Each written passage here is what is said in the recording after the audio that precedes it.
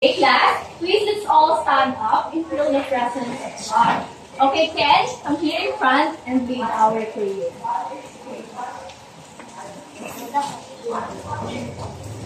Let's bow our heads and close our eyes. Good morning, Lord, to you I pray. Good morning, Lord, to you I pray. Bless me, guide me to learn today. Open my mouth to read and talk. And guide my hands to write and work. And guide my hands to write and work. Teach me, Jesus, to love and share. Always watch me at work. Always watch me at work or play. Please bless my teacher. So she may say, I'm doing well from day to day. Amen. I'm doing well from day to day. Amen. Okay, class, please remain standing because we will sing and dance to the song entitled Roll Your Hands. Are you ready? Yes! Yes, I know that you are ready. Okay. Make energy!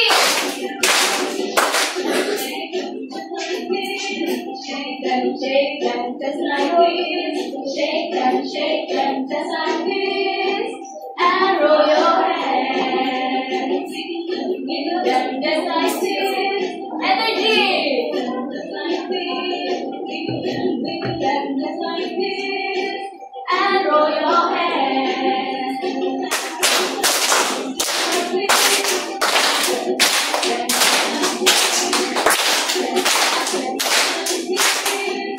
And roll your hands.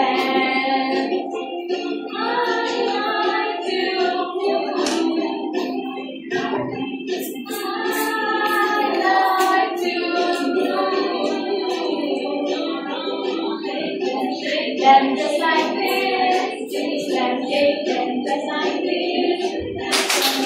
Them like this. And roll your hands. And you did good. Now, class, good morning. Good morning, class. Good morning, classmates. Okay, before you sit down, please pick up all the pieces of paper and plastics that you see around your surroundings. Then you can fix your chair in a proper position. Okay. Now, who is absent for today?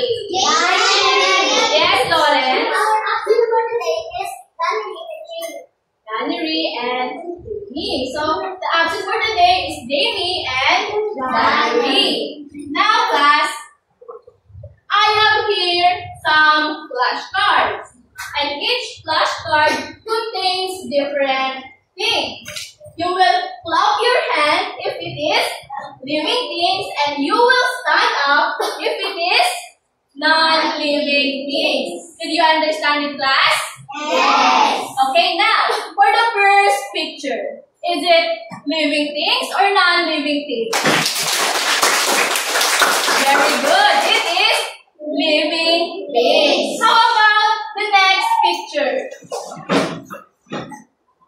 Is it non-living things? Now, how about the next picture? Is it living things or non-living things? Non-living things. Very good. And how about the next picture? Very good.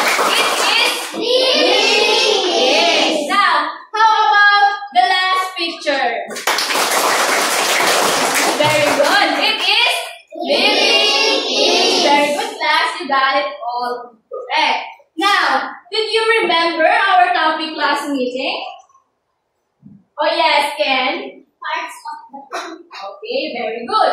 Our topic last meeting is all about parts of a plant.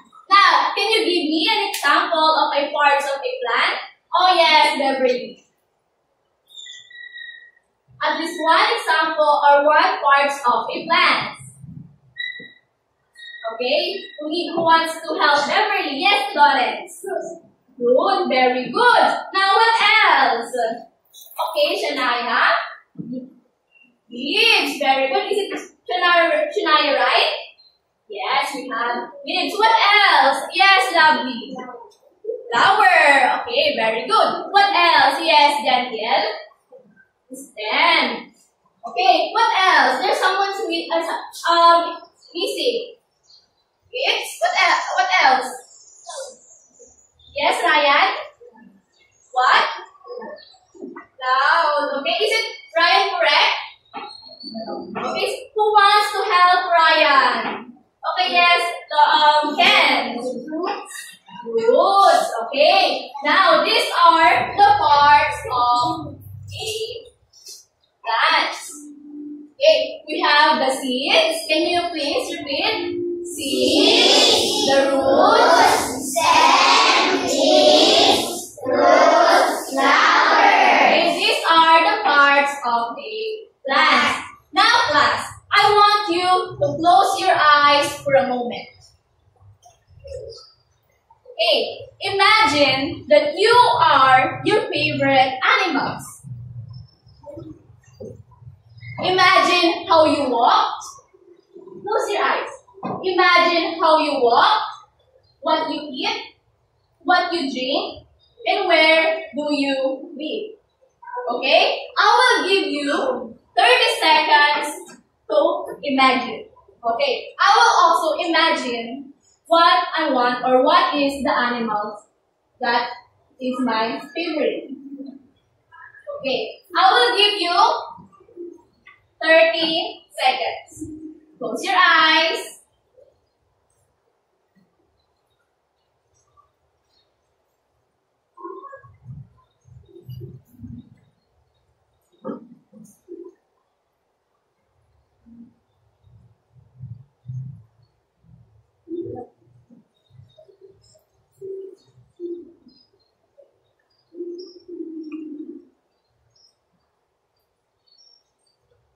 Okay, class, open your eyes. But first, I will share what I have imagined first.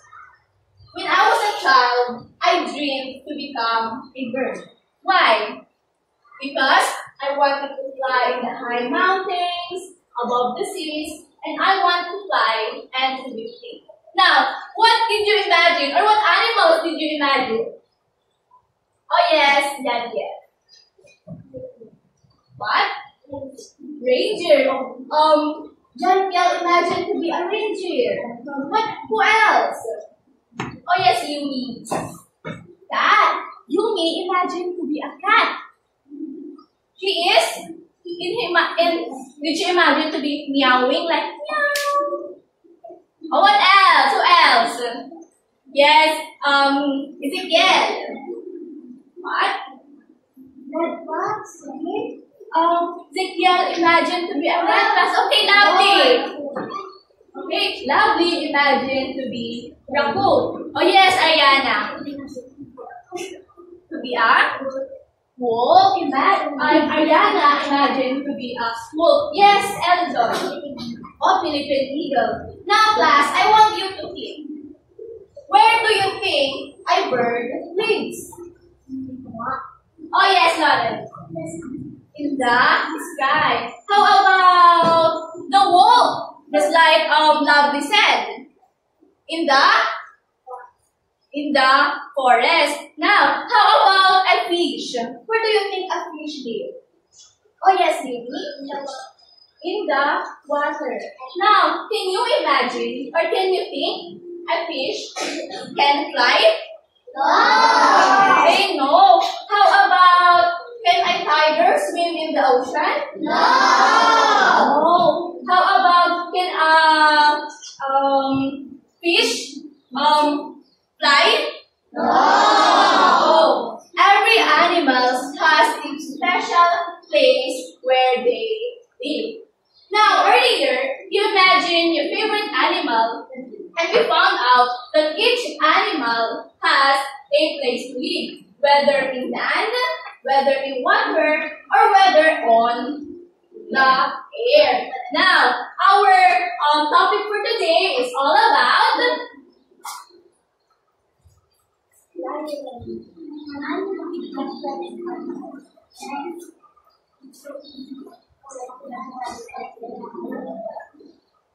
okay, our topic for today is all about, please read, habitats of terrestrial animals. okay, our topic for today is all about habitat of terrestrial animals. But before that, I have here some guide questions for you to be able to follow our discussion and understand our lessons better. Now, can you please read the guide questions? Let's all read. Number 1. What is habitat? What do you see in the animals live? Number 3. What is terrestrial habitat? Number 4. What animals can we find living in distant places? Number 5. Why should we protect the habitats of the animals? Now, class, think of these guide questions for you to be able to follow our discussion later. Now, class, before we proceed to our activity and reporting, I have here the standards for working. This will be the standards that we need to follow in our activity. Okay, please read. Listen carefully. Raise your hands. Respect your classmates. Share ideas. Do your best. And lastly, do your best. Now, I will group you into a small group. Understand, class? But for now, this activity will guide me to know what you already know for our new lesson. So I will group you into 2 groups. This will be the group 1 and this will be the group 2. I will give you a cardboard and a cut pieces of animals. You will identify where these animals live. It's either in a land, water, or in air. You will put these cut out pieces of animals in the correct column. Understand, class? Understand? Yes. Now, after that, you will share your ideas to your group mates. Why did you put these animals into that column? And then, you will choose a group mate that will present it in front of the class. I will give you 5 minutes to do this activity. So, if the timer is done, I will call your group and go in front. Are you ready, class? Yes. You are ready, clap your hand once. Okay, this is the cardboard of group 1. And for the group 2. You can go in front. Okay, this will be the cut out animals and this will be for group 2. Okay, class, are you ready? Yes. If you are ready, clap your hand twice. Okay, your timers begins now. Okay, class, quiet. Mind your own group.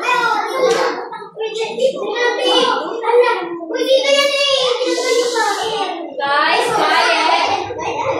Last quiet.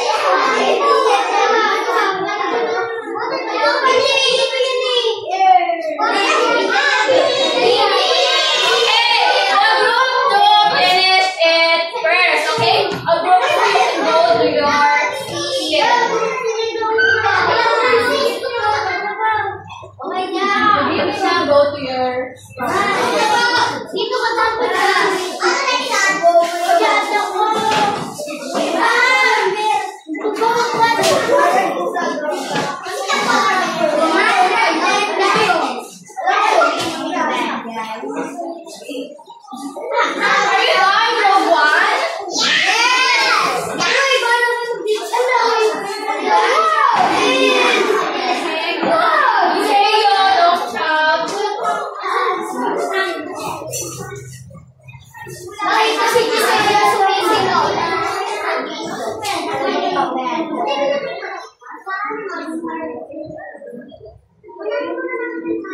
Okay, class, keep quiet.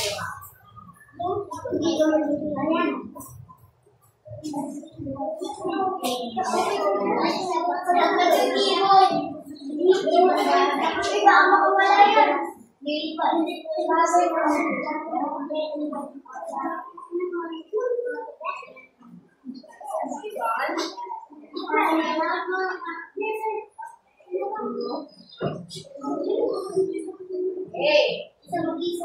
Now, class, who are the presenters of group 1?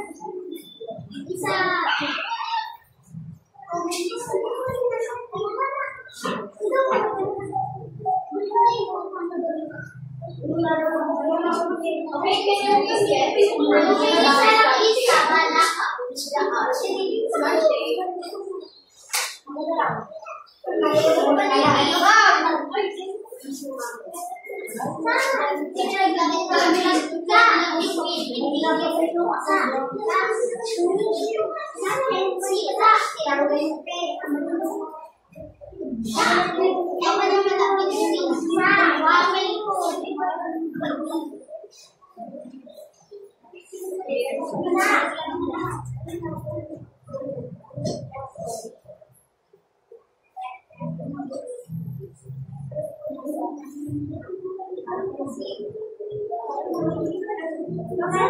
Okay, let's go to group 1. Okay, come here, Norris, Eldon, Jankel, and Ken. Okay, come here in front. No translate. Okay, now. Okay, group 1. What are the animals that you put under land?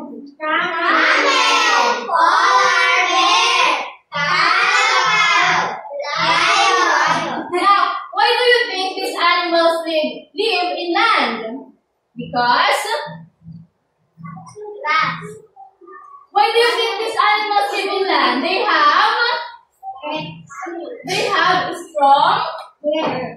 They have strong legs to walk in land. Now, how about the animals that you put under water?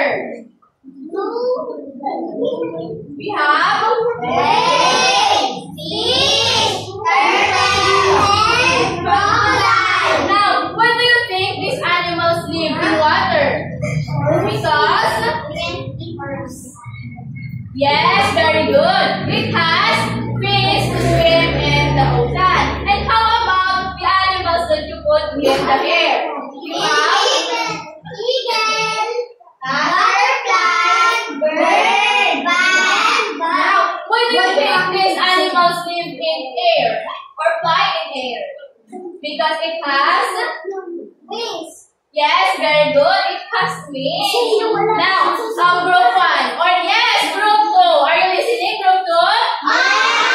Okay, if you are listening, clap your hands once. Okay, do you agree in group 1 answer? Group 2? Do you agree in group 1's answer? Okay, let's give a 5 claps to group 1.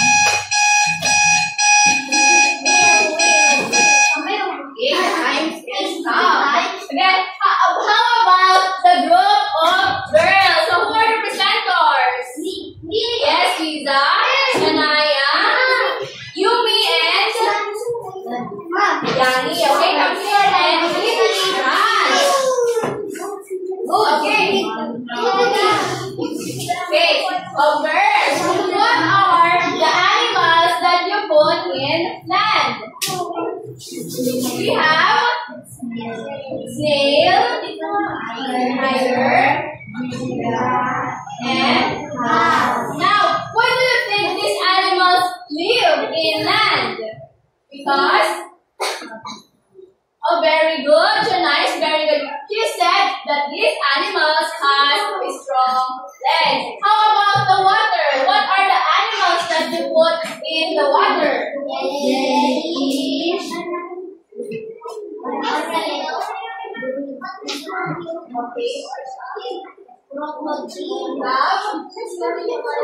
Scorpion, very good. What else? Lastly, shark. Oh, why do you think you put these animals in water? Because okay, Yumi said that they can swim because they have tails and fins. Now, how about the air? What are the animals that you put in the air? Dragonfly, bird, bee, and yes. In Kalamata in English, we have the very good Zagi. Now, why do you think these animals live in air or fly in the air? Okay, yes, Lucille. Because they have wings to fly in the sky. Now, do you, boys, are you listening, boys? Yes! If you are listening, clap your hands twice. Okay. Do you agree, boys, in group 2's answer? Yes! Okay, if you agree, give them 5 claps. Okay, we're sleeping now. Here. Now, class, what are the animals that you put in land? Snake! So these are the animals. They live on Land! So these animals, they live on Water! So how about these flying animals? They live on air. Now, class, did you notice that they live in different? They live in different. Yes, very good. They live in different places.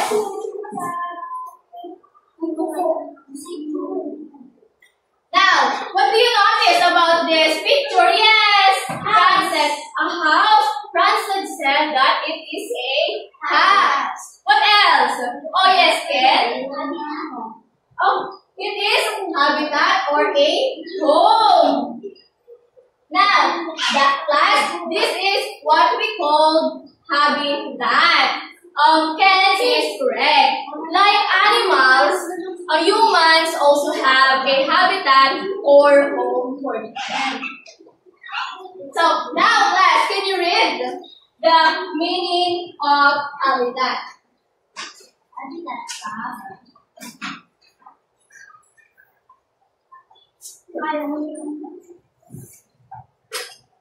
Hey, Frances, can you help me to put this?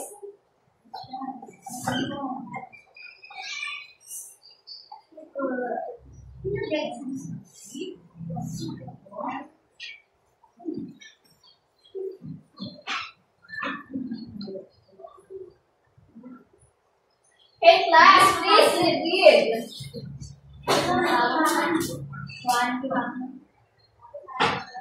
Okay, class, this is all read.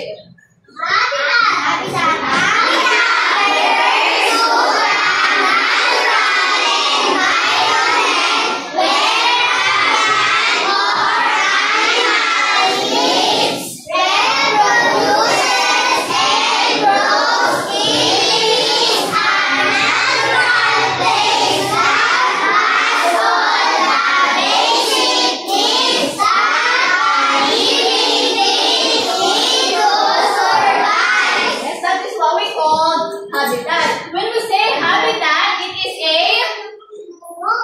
okay, yes, notice. It is a home of animals. Just like us humans, we have home, isn't it? We have house that we can eat, we can drink water, and also have a shelter. Do you agree, class? Yes! Yes, that is a habitat. Now, let's proceed to this picture.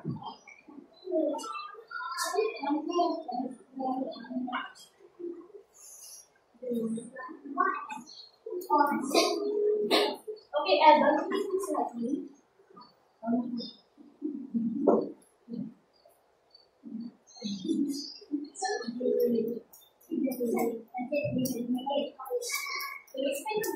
Get some scotch tape.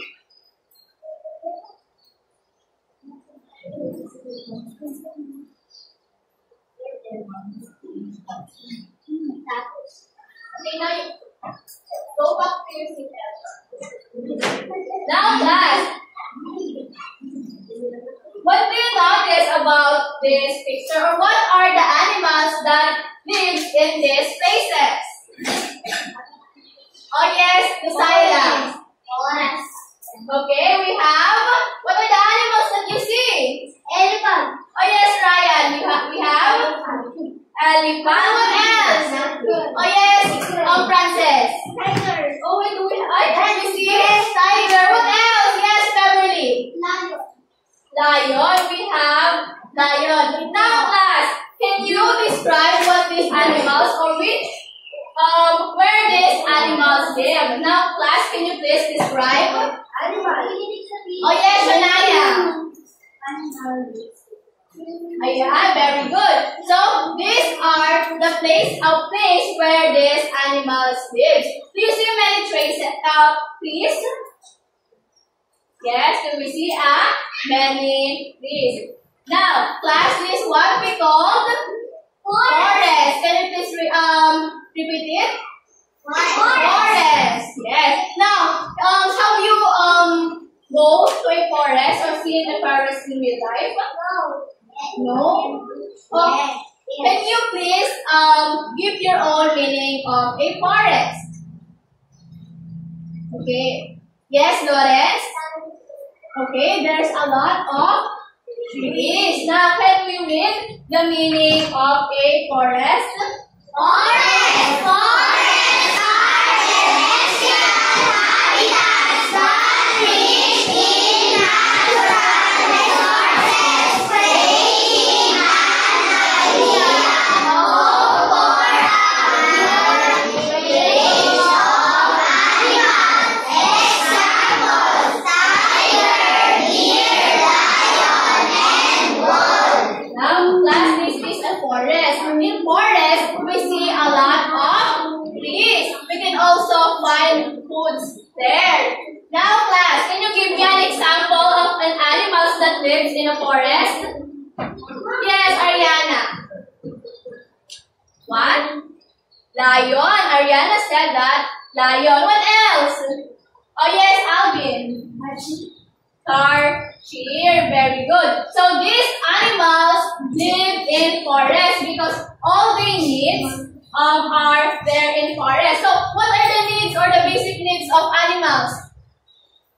Food. Oh yes, Lawrence. We have food. What else? Yes, Ryan. Oh, very good. Shelter. What else? Yes, Lovely. Yes. Meaning, Lovely, she said that, or she wants to say water. Okay, what else? Yes, Ken. Water. Okay, lastly, yes, Lawrence.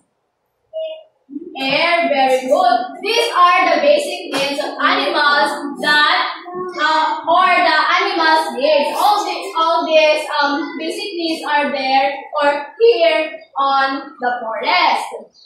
Now, let's go to the next picture. Now, class, what are the animals that you see in the picture?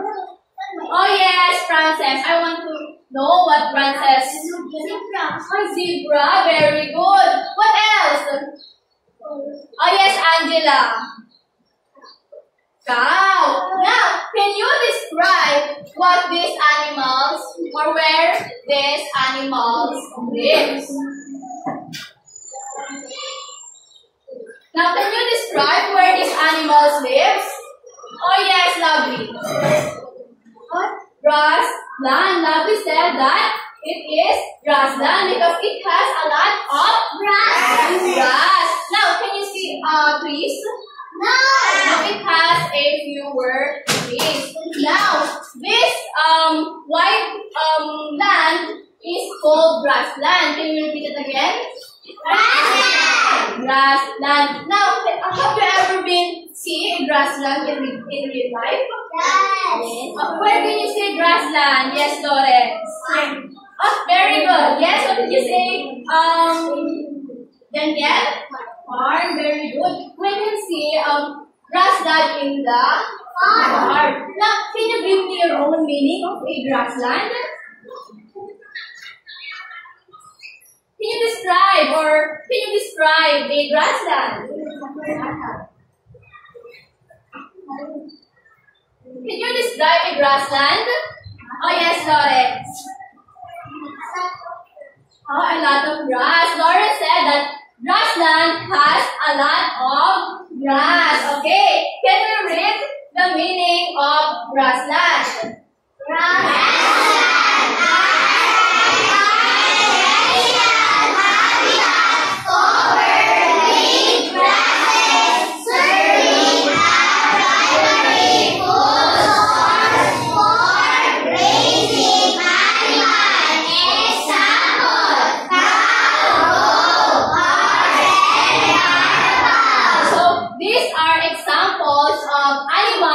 Lives in grassland. They have a flat teeth to chew a grass. Now, class, these animals are called grazing animals because they eat only grass. Later on, we will tackle about what these animals eat. Now, class, next I have here the next picture. Okay.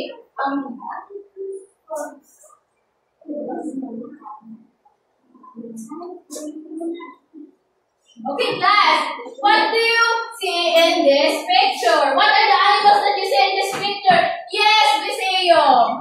Camel. What camel? We have camel. What else? Yes, Miggy. Snake. Snake. We also see snake. Okay, what else? Yes, Frances. Dinosaur. Dinosaur. You see a dinosaur? Okay, who wants to help Frances? Oh yes, William. Or toys. Now class, can you describe what these animals or where these animals live?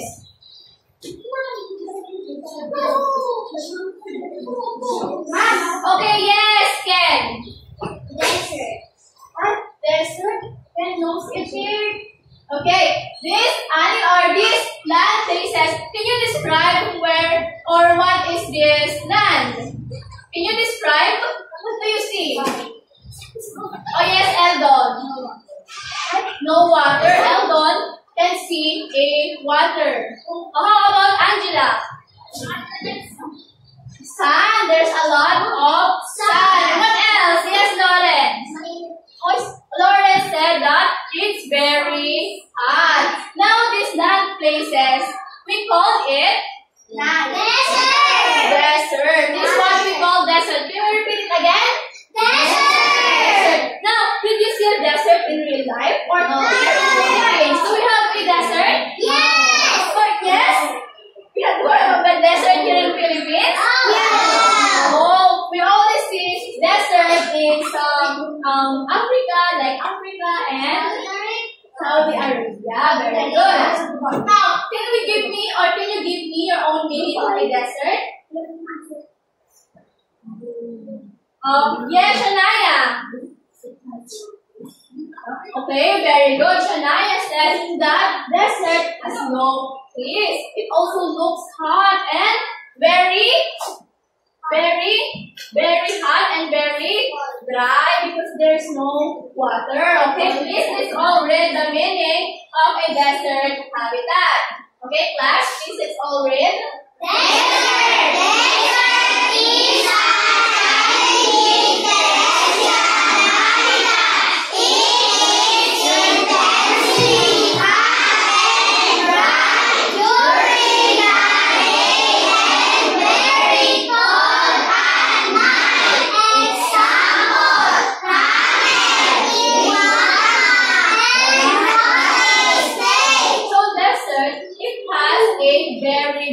temperature.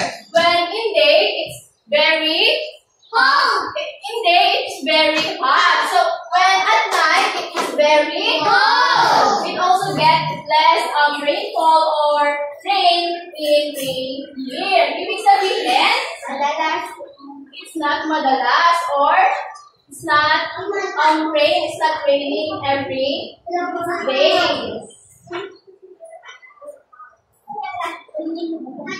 Now, can you give me an example of animals that lives in desert?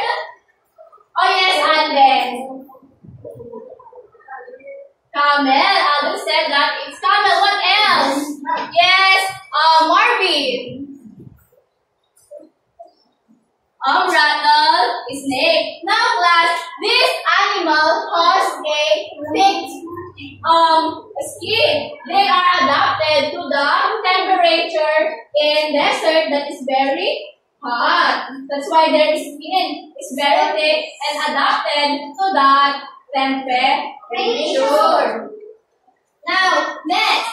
Lastly, if we have a desert, now of course we have polar region.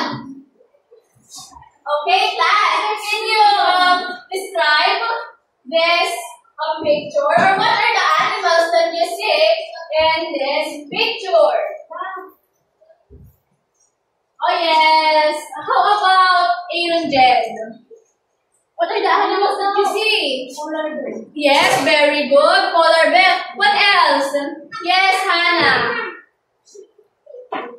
Penguin. Hannah said that you see penguin. What else?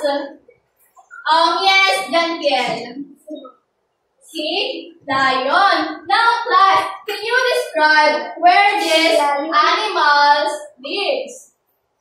Can you describe what you see in the TV? Oh yes, got it. Very cold. Now what else? Yes, lovely. It's freezing. Cold. Oh yes, Hannah.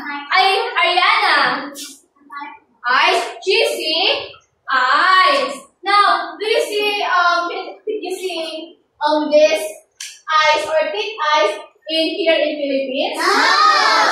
Where do you think can we see this place? In some cold places like in the South Pole or North Pole. Now, class, can you give me your own meaning of this land? Or can you give me one word that can we use for this land? Yes, we call it polar region. Repeat again. Polar region. Now, can you give me your own meaning of a polar region? Oh yes, Lawrence. It's very cold. Lawrence said that here in polar region it is very cold. It has a lot of snows and thick ice. Now, can you read the meaning of a polar region? Polar region. Polar region are the terrestrial habitats that are extremely cold, being usually covered with solid ice or thick snow. Example: seal, polar bear. So, can you give me an example of animals that live here in polar region? Yes, Beverly. Penguin. Now, penguin has a special bodies, a thick skin that are adapted to cold temperature. So, these animals live in desert because their body parts are adapted to extreme cold temperature. Now, class, in forest, what we have? Forest, grassland, desert, and polar region. And these land places live on different places, but they all have the same, or what are the common. And then they live on Land. yes, Lawrence, what is it? Land. Land. Can we repeat what Lawrence said? They live on Land. land. Very good. So this land is what we call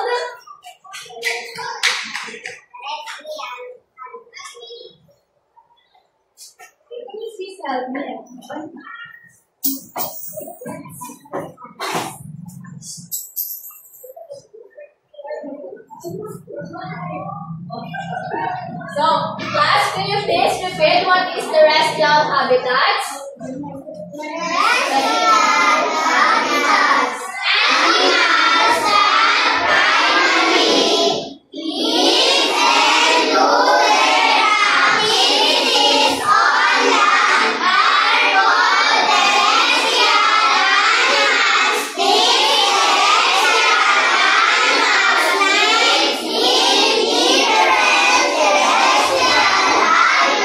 So, class, terrestrial habitat, these are the forest,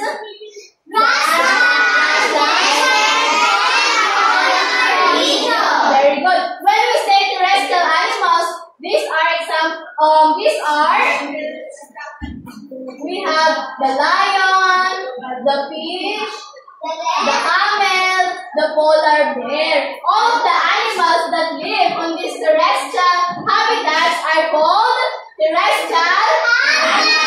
Very good, terrestrial animals. Now, class, why do we think we have to protect all the terrestrial habitats? Why do you think we need to protect all these terrestrial habitats? Yes, and to protect our environment.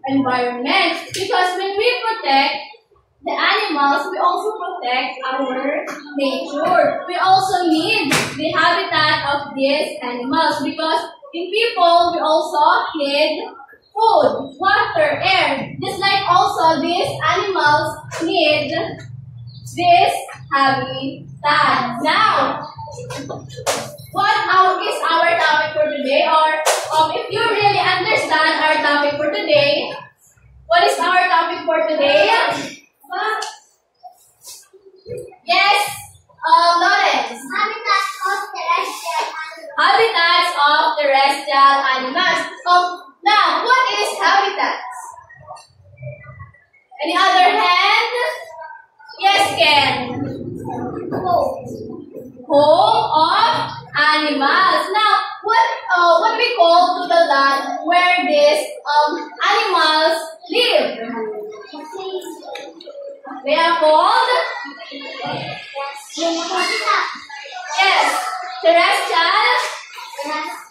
terrestrial animals. Now, can you give me an example of terrestrial animals? We have yes, Lawrence. Sea lion, yes, Shania. Polar bear. These are called terrestrial animals. What about terrestrial habitat? Can you give me terrestrial habitat where these animals live? Any other hand? Girls at the back? Oh yeah, Shania. Polar region. What else? Yes, Lawrence. Desert or what else? Grassland. And how about yes, Jen? Forest. Now, these are what we call terrestrial habitats. Now, why should we protect again the habitat of animals? Why should we protect these terrestrial animals? Kung bakit natin kailangan protektahan yung tahanan ng mga animals? Yes, Ariana.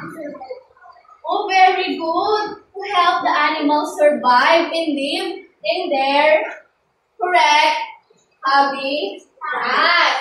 Now, class, after that, we will have activities. So, this activity is called Find My Home, Protect My Home. Can you please let's all read the instruction? Instruction. Find the animal must be under your care or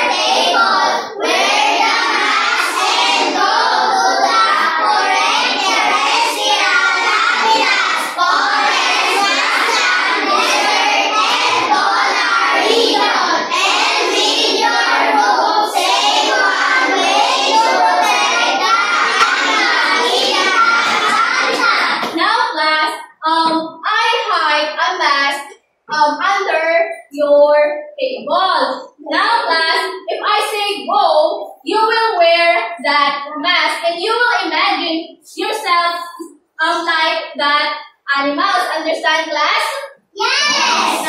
After that, after you identify or wear your mask, you will go to the correct area. This will be the area of forest, grassland, and at the back, in the left side at the back is desert, and the right side at the back is polar region. Now, after you identify the mask, you will go to the correct area. Understand, class?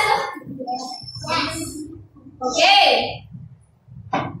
Okay, wear your mask in 3, 2, 1. Okay, stand up and go to your correct habitat.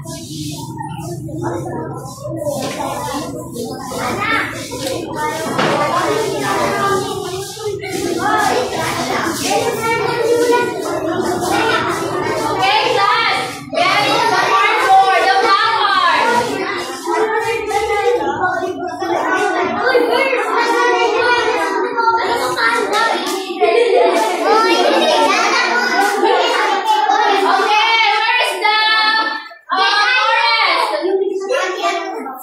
How about the desert?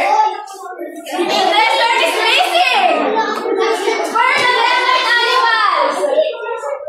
Where are the camels? Where are the snakes? Where's the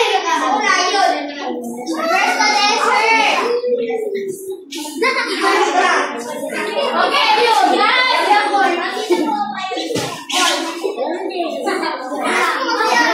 So where are the other camels? The snakes.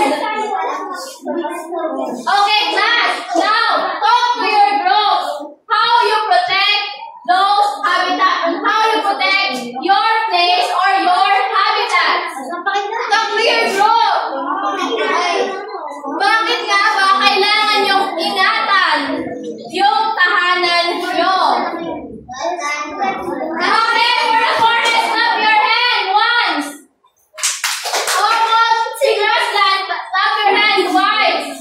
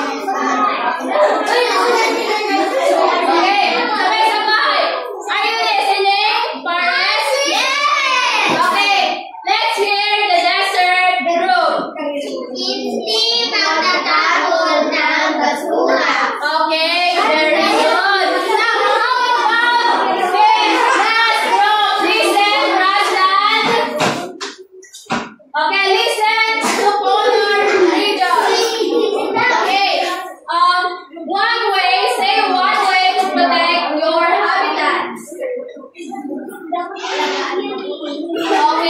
So, sabay kayo. Okay. Please say it all together.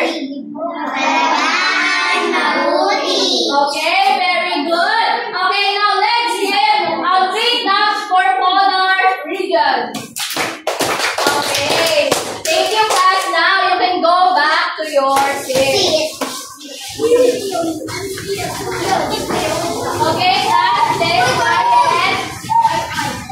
Okay, please quiet because we will have a six word. So, can you please read the direction? Yes, Frances.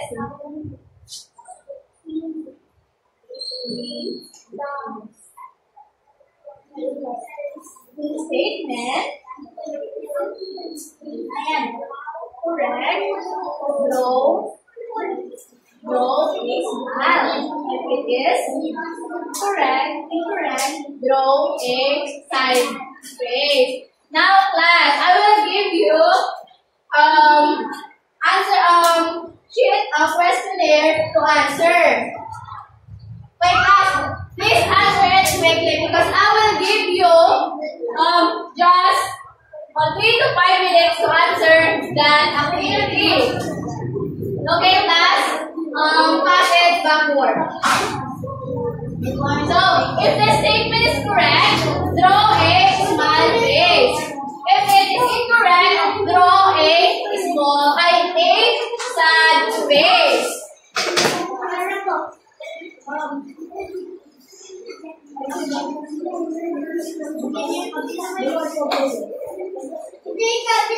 Okay, class, please keep quiet. Mind your own paper.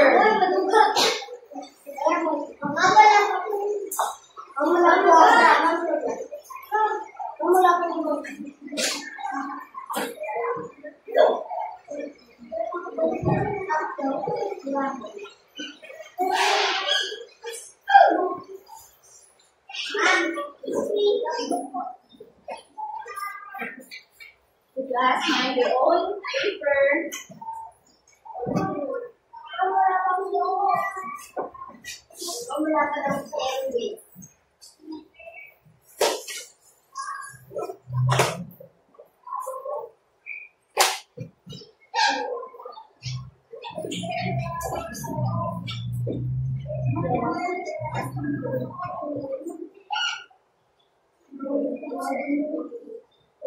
My class, are you done? No.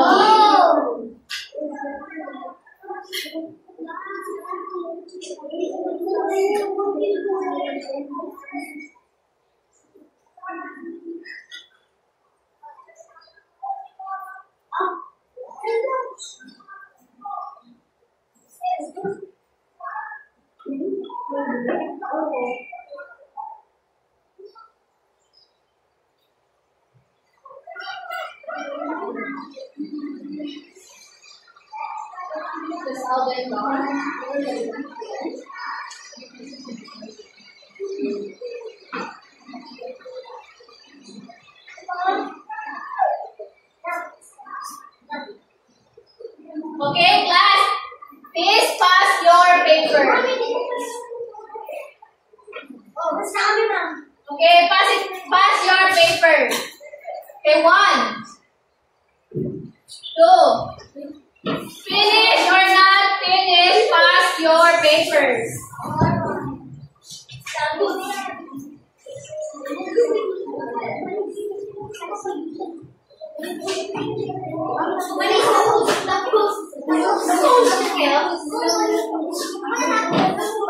Okay, class, please be quiet.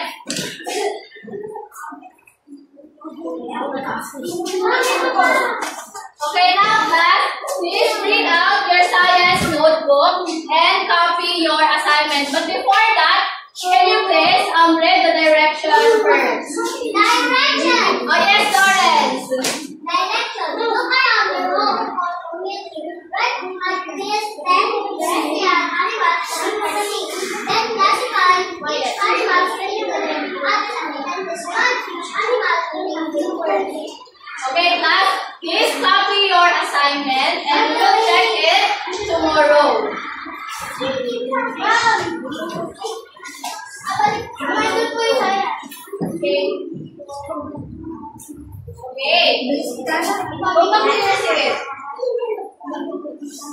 Okay.